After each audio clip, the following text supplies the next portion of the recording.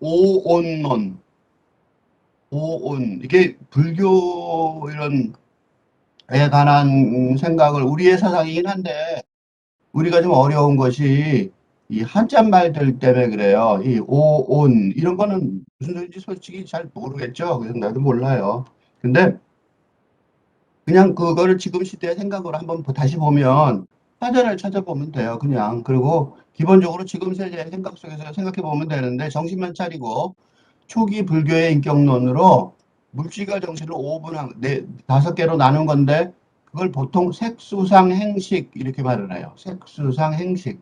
이 말 자체도 어려워요. 왜 어렵냐면 이게 진짜 색이란 단어가 색깔할 때 색이 아니거든요. 그 수도 마찬가지고 상도, 행, 식 이것도 마찬가지예요. 그런데 지금 자존심을 가지고 줏대를 가지고 지금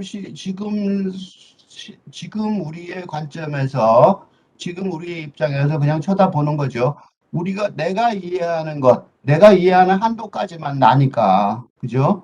더 이상 뭐 철학적으로 뭐 여거저거 설명을 하더라도 내가 이해하는 것만 나니까, 거기까지만 하면 된다고 생각해요. 생멸 변화하는 모든 것을 구성하는 다성조서 이렇게 써 있는데 색이란 단어는 물질, 물질. 그러니까 이 오온이라는 거는 사람이 받아들이는 거죠. 오온은 책에서 식으로 받아들이는 그러니까 물질에서 정신으로 받아들여지는 과정을 말하는 거니까 오온. 그래서 온은 쌓다, 저축하다, 간직하다라는 뜻의 온인데 그러니까 물질을 보면 맨 처음에는 물질을 보겠죠. 물질을 보고 느끼고 그리고 그걸 받아들여야겠죠. 그게 이제 우리가 알아차리는 식은 알아차리다니까 마음이니까 그죠? 식까지 가는 거니까 색에서 식까지 가는 게 오온일 테니까 지금식으로 생각해보면 그렇죠. 우리 식으로 생각해보면. 그러니까 처음에는 물질이 있을 거고, 그죠? 그게 색온이에요.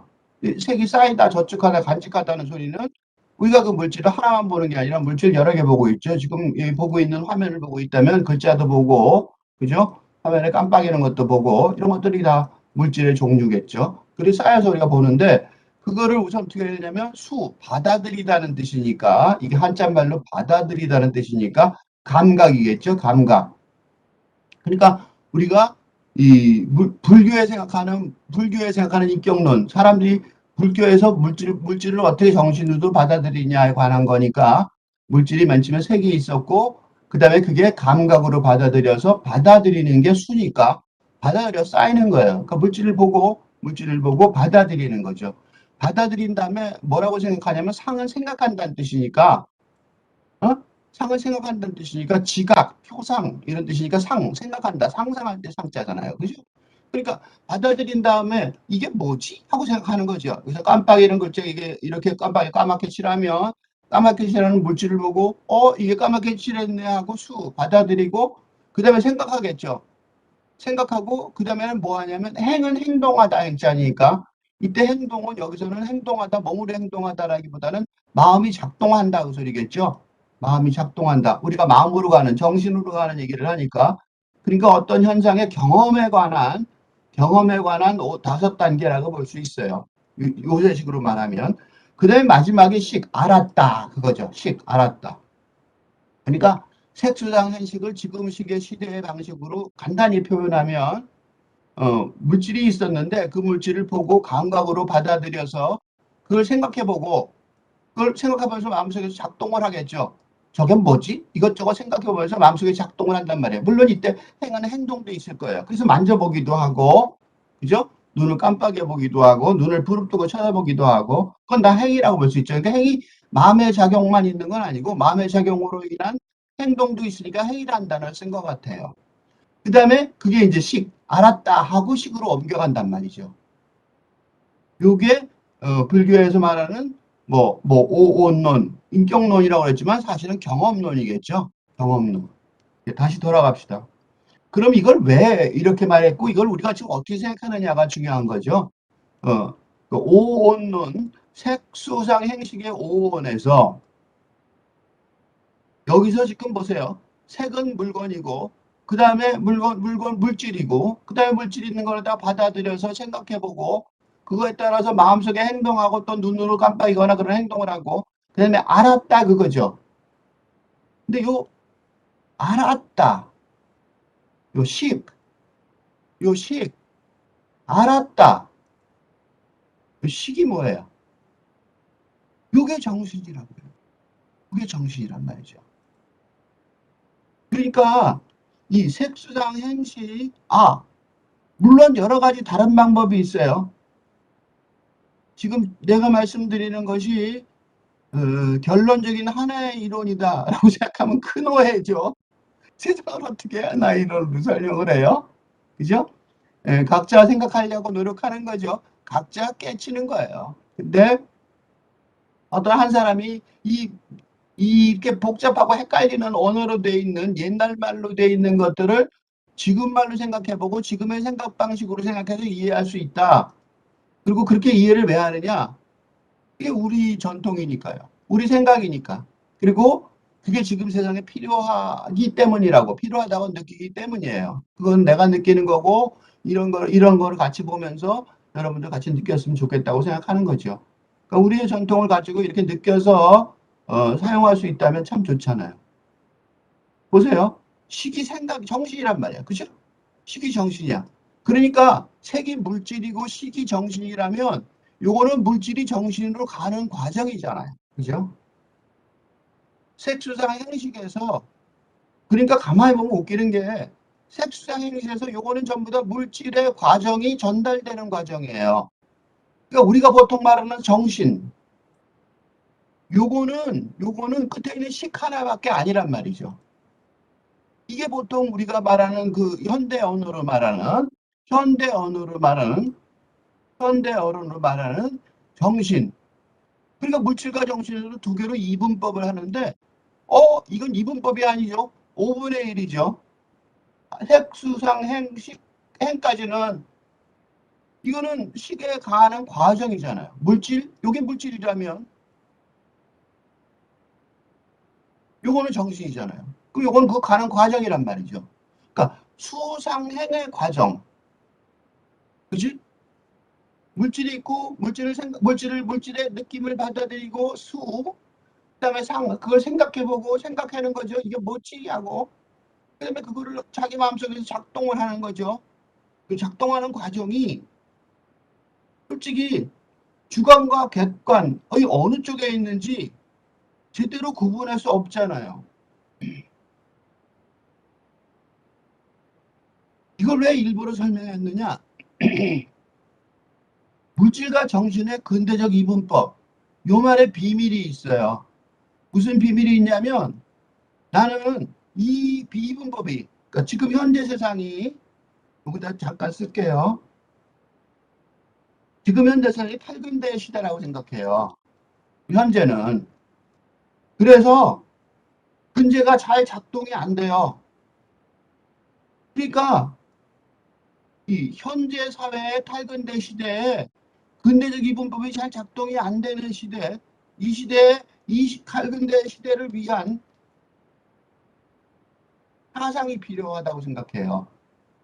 어렵게 말했죠? 이거 되게 쉬운 말로 예를 들어보면 이거 예를 들고 나중에 지울게요. 예를 들어보면 근대사상 중에 하나 사랑을 생각해 볼게요. 사랑은 뭐예요? 너와 나의 사랑이죠? 너와 나의 사랑이에요. 근데 이 사랑이 아주 이상이죠. 사랑해서 목숨을 바치고 이런 근대적 사랑의 가장 큰 약점은 이상적이라는 거예요. 꿈, 유토피아로 가는 길이라고 생각한단 말이죠. 그죠? 꿈을 이룬다고 생각해요. 사랑을 해 목숨을 바치고 어쩌고 어쩌고. 그런데 이거 지금 누가 믿나요? 믿고 싶지만 믿기가 어렵죠. 믿기가 어렵단 말이죠. 그렇지? 이렇게 얘기하면 이분법이 안 되는데 무슨 이분법이야? 조금 더 해볼게요. 요 근대적 사랑으로 나온 가족, 그지? 결혼하면 결혼해서 나오는 가족, 이러면 이분법이 되죠. 여러분 가족을 사랑하시죠? 근데 가족을 사랑하는 방법이 뭐예요? 내 가족을 지키는 방식으로 살아가자. 그치? 이 내 가족, 요게 아까 문제가 되고 있죠. 아직도 안 문제가 된 것 같아요? 그럼 내 나라. 그치? 틀린 소리가 아니에요. 요거 작동이 잘 안 되는 것 같아요. 해볼까요? 우리 인간만 좋아한단 말이죠. 그죠? 인간만 중심이라고 생각해요. 그러면 동물은 어떻게 돼요? 그지? 그러니까 무슨 소리냐면 이게 우리는 아는 게 이거밖에 없는데 안에 이것만 있는 것 같은데 이게 좀 더 잘 돼야 되는데 자꾸 좀 이상해진단 말이죠. 그러니까 문제가 충분하지 않단 말이죠. 그러니까 지금까지 갖고 있던 근대적 사랑, 근대적 이분법, 이게 다 이분법이죠. 이분법. 왜 이분법이 중요할까? 이분법이 왜 문제가 될까요? 우리가 배우는 모든 논리가 이분법이에요. 플러스 마이너스, 덕과 악은, 그지? 내 편. 여당, 야당. 쭉. 우리는 계속해서 이분법으로 뭔가를 하는 수밖에 없어요. 왜냐하면 이게 근대적인 논리의 기본이었으니까. 이게 지금 다 문제가 되는 것 같은 느낌이 있어요. 그래서 이 문제가 되는 이 모든 근대적인 문법, 이런 문제점을 해결하기 위한 어떤 새로운 시대, 이런 새로운 시대를 위한 사상이 뭘까? 라고 뒤져보다가 이게 그냥, 그냥 성공을 안 하고 그냥 편안하게 살아야지. 이게 어려우니까 사람들 어떻게 해요? 아, 난 시골 가서 그냥 행복하게만 살 거예요. 성공한 거 안 바래요. 아직 행복은 괜찮고 성공은 좀 안 해도 괜찮아요. 근데 이 행복하기도 쉽지 않단 말이죠. 요 사랑이 잘 안 되면. 그렇죠? 어디로 피할 수 없는 그런 문제점이 있는 것 같아요. 그지? 이런 문제점을 해결은 못하더라도 해결하는 방향으로 가는, 해결하고는 방향으로 가는 길을 보여주는 것 중에 하나가 우리가 그동안에 쭉 알고 있었던 이런 본능적으로 알고 있는 이런 어려운 글자는 잘 모르지만 본능적으로 알고 있었던 우리의 전통, 그게 불교 중에 하나, 불교가 그 중에 아주 대표적인 건데 그런 것들이 있다고 생각하는 거예요. 그게 뭘지 거꾸로 돌아가 보는 거죠. 그러면 지금 우리가 살고 있는 세상을 이해하기가 좋은 거죠. 그러니까 색수상 행식의 5권에서 색과 식 이렇게 두 개, 물질과 정신 이렇게 두 개가 대비라면 이분법을 설명하는데 우리는 묘하게 가운데 수상행이 들어있단 말이죠. 그죠? 그러니까 수상행위 과정은 도대체 물질이니 정신인지 어느 쪽인지 구별하기 어렵단 말이죠. 아, 너무 어려워요? 아주 쉽게 설명해 볼게요. 요거를 분석해서. 생각해 보세요. 사랑. 사랑을 성공하는 방식. 지금 사랑의 성공 방식을 조금 전에 그걸로 적용해 볼까요? 어떻게 돼요? 핵수상 행식에서 여기가 하나고 여기가 너라면 여기가 나죠. 그치? 너와 나 사이에 뭐가 들어있냐면 수상행이 들어있어요. 그러니까 나 사이에 너가 말하고 행동하는 거 그거를 내가 느낌으로 받아들이고 생각해보고 그 다음에 행동하고 그래서 내가 아 그렇구나라고 받아들이는 과정인 거죠. 그죠? 그러니까 이 오온론이 가르쳐주는 사랑의 성공 방식은 뭐예요? 수상행을 보자. 너와 나 그렇게 대립으로 보지 말고 너와 나의 대립으로만 그지? 이분법적 대립이죠. 너와 나 색과 식의 그지? 너와 나 색과 식의 물질과 느낌 의식의 이분법적 대립으로만 보지 말고 수상행의 과정을 인식하자. 그치? 아, 저 사람이 뭐라고 행동하는데 그 행동을 내가 어떻게 느끼고, 그지? 그것을 어떻게 생각하고, 그걸 어떻게 내가 마음속에 작동하는지, 그걸 보자 이거야. 이게 오온론이 벌어주는 우리의 전통적인 불교적인 어떤 경험론, 그지? 인격론, 그죠? 그게 보여주는 방식으로 적용할 수가 있는 거죠. 그죠? 예. 그러니까 이게 어느 쪽에 구별하지 못하니까 그렇지만 이게 막 흩어졌다고 말할 수는 없죠. 왜냐하면 이게 내가 주관 있고 여기가 객관이라면, 그치? 주객을 버리지 말고 생각해 봐야겠죠. 이거 있으니까 그대로. 그래서 그거를 하근기를 위해서 이게 그냥 없어진 걸로 생각합시다. 라고 생각하는 거는 도사들이겠지만, 그렇지만 대부분의 사람들은 물질과 정신, 그게 있는 걸 어떻게 없애냐고. 그지? 물질과 정신을 빼고 중간에 수상행만 생각해 봅시다. 이렇게 하면 어렵잖아. 그죠? 그러니까 주객을 버리지 말고 그 두 개를 다 가지고, 그죠? 물질과 정신의 생격을 가지고 그 다음에 그걸 넘어가는 방법을 생각해 보는 게 좋겠다. 그래서 반야심경, 이건 뭐, 불교에서 가장 많이 말하는 암구하는, 기독교의 주기도문 같은 거죠. 거기에 가장 유명한 구절이 색즉 시공 공즉 시색이라고 그래요. 이 색, 아까 나왔죠. 여기 앞에 색. 그죠? 이 색이 뭐야? 색은 물질이다 이거죠. 물질인데, 물질이 어떻다? 공, 비었다는 거예요. 공, 없다. 그러니까 여기서 수상행, 요 과정을 잘 들여다보면 이게 아무것도 아니니까 불교의 원리를 금방 알 수 있죠. 이렇게 들여다보면, 그치? 식이 뭐냐, 이가? 식 웃기는 거 아니냐? 공이 된다. 그치? 없다 그래도 공, 없다고 말해도 사실은 실생 눈앞에 있잖아.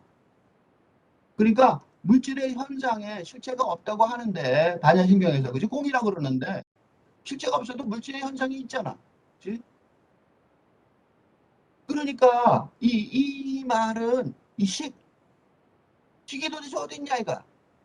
어떻게 너 알았냐? 뭘 알았냐? 인식한 게 뭐냐? 그 자체가 없다 이가. 그게 세울 자리가 없다는 거지. 그죠?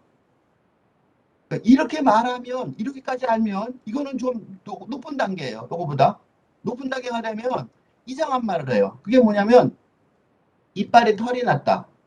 이게 이제 그런 문답에 선문답에 나오는 거예요. 앞니빨에 털이 판판한 이빨에 털이 났다는 소리예요. 판판한 이빨에 어떻게 털이 납니까? 말도 안 되지. 근데 입 다물고 가만히 있다 보면 털이 날 정도로 냄새도 나고 털도 나고 누래지죠. 근데 그렇지만 그거는 진짜 있는 행동은 아니란 말이죠. 그죠? 진짜 있는 현실은 아니란 말이에요. 또 뭐 물속에 진흙도가 걸어간다. 이것도 또 말이 안 돼요. 근데 선불교 같은 거 좀 보시면 아시겠지만 이런 말 많이 나와요. 뭐 이상한 말이에요. 이게 말이 돼? 그런 말을 해요. 근데 그거는 뭘 말하는 걸까요? 요거죠. 식을 내세울 자리가 없다. 식이 설 자리가 없다. 식이 자리를 잡고 앉아서 이게 식이야. 내가 안 건 이거야. 라고 말할 수 있는 나의 주관이 뚜렷하게 없다. 공이 돼버린 거지. 그지? 그걸 말하는 거 아닐까. 그죠? 그러면 이제 아무것도 없는 소리니까 뭐 입에 나온 대로 이상한 소리 해도 그거 식을 못 만든다는 소리 같아요. 그죠? 내세울 자리가 없다. 그러니까 이빨에 털이 났다. 식으로 못 쫓아가죠. 그죠? 생각해갖고 인식할 수가 없죠. 인식으로 어떻게 자리를 잡아서 이게 뭐야? 라고 말할 수 없는 거죠. 그런 걸 알고 나면 이게 무슨 소리인지 정확하게 이해하기 전까지라도 마음은 편해지겠죠. 그죠? 아, 이거, 식이 내세울 자리가 없다. 라는 말이다. 라고까지는 할 수 있다는 거죠. 그렇죠? 식이 내세울 자리가 없다. 내가 인식한 것이 정확히 뭐다 라고 딱 말하기 어렵다.